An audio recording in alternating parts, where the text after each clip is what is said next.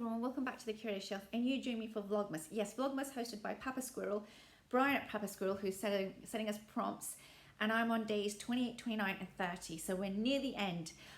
So yes, thank you for joining me. It is a mild, grey, drizzly day in Brussels. There you go. But without further ado, prompt number 28 is, what are you looking forward to next year? What I'm looking forward to next year is hopefully seeing some people, basically like seeing some of my family, because we live across 3 different continents and I haven't seen anyone now, so for a really long time.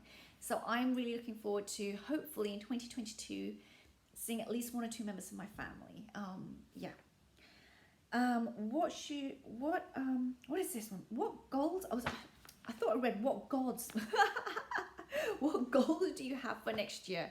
So this is interesting. I'm someone that believes in, there are goals that might be really important for my area of life. For example, finances or home or something. But I try to keep them very top line and doable. And I try to check in with them. I try to kind of like, have someone that I have discussed them with.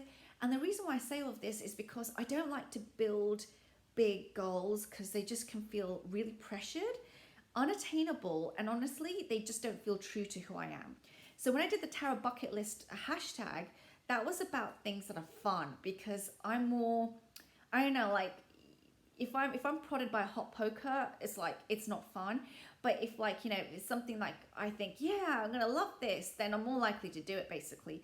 So in terms of goals, I like to keep it fun. So, I'm gonna see if maybe crystals are something that I want to get into. I've been warned they're pretty pricey, but let's see. I'd like to read also a little bit. Like I'm someone that I don't want to buy like an oracle deck on crystals and I haven't read anything on them. I prefer first just to get a book and read it, or whatever I'm exploring. So that's one thing. And the other thing is in terms of my life, what I've learned is that through all the exercising that you've heard me sometimes do, I do like to do a lot of physical working out and stuff, is that I don't really have huge goals in that area of my life either. And I never have done, even when I started, because that would not be something that endears me towards it. I'm more someone that likes to just explore it as I go along. So, originally it was going from walking to running and then short runs, and then I did my first half a marathon, and fingers crossed, if I make it, fingers crossed, this summer I'll do my 5th half a marathon, which I'm really, really looking forward to. But more than anything, it's not really even about personal bests and timing and all of that. More than anything, it's the crowd, it's the ambience, it's people cheering you on. It's the bit where you're like, I'm at the 17th or the 18th K and I'm trying to climb a hill. And I'm like, sometimes I've done that half a marathon and here in Brussels, and it's, it's like 100 Fahrenheit, 110 Fahrenheit in the city. It's boiling. And so like the 18th kilometer where we're going uphill, it's just like, oh my God, like, is this going to be possible? And like, I'm going to die kind of thing. And it's just people cheering you on and the positivity. That's the stuff that motivates me.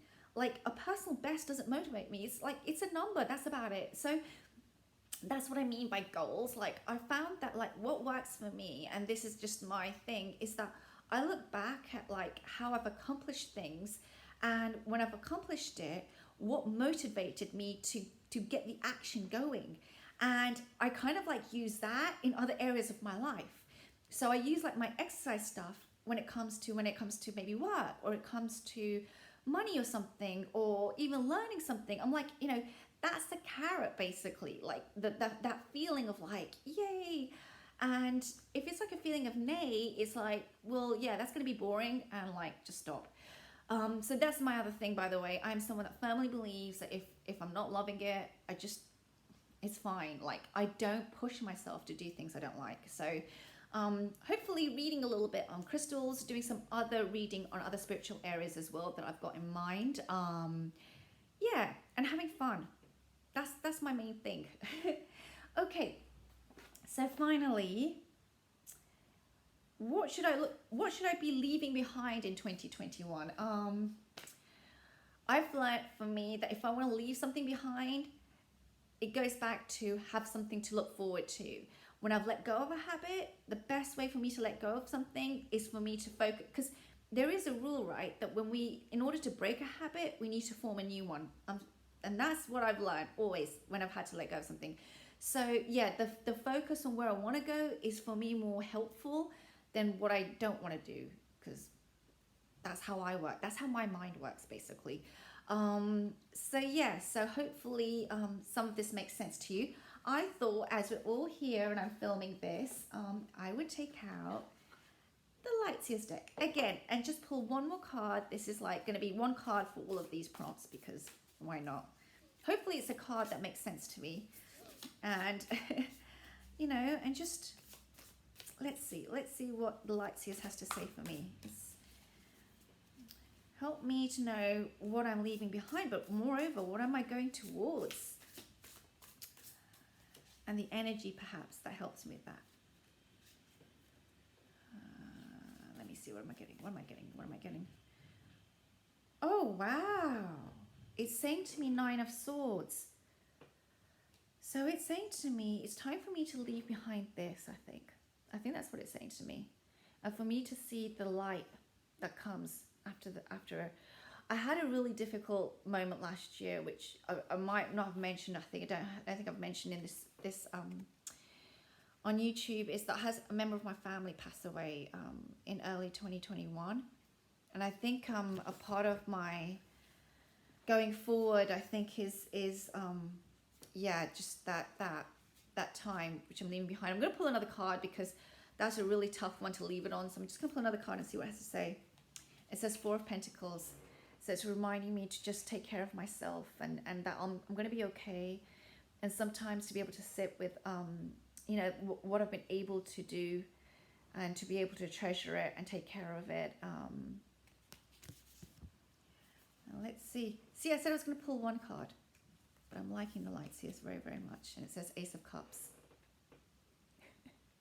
It comes back to this quite a bit, doesn't it? It comes back to my cups quite a bit. But I think it's telling me to look forward to that feeling of just new connections and well-being, and filling that cup in 2022.